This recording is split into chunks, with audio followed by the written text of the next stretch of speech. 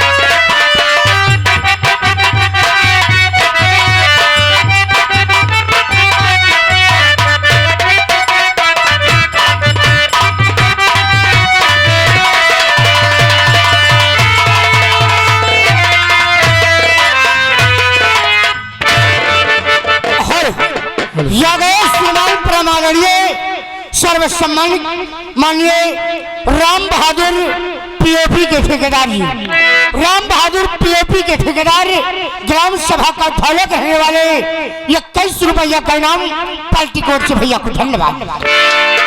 अरे कल्लू के पापा, अरे कलुआ की अम्मा, अरे ने आवा है ने आवता नहीं हो।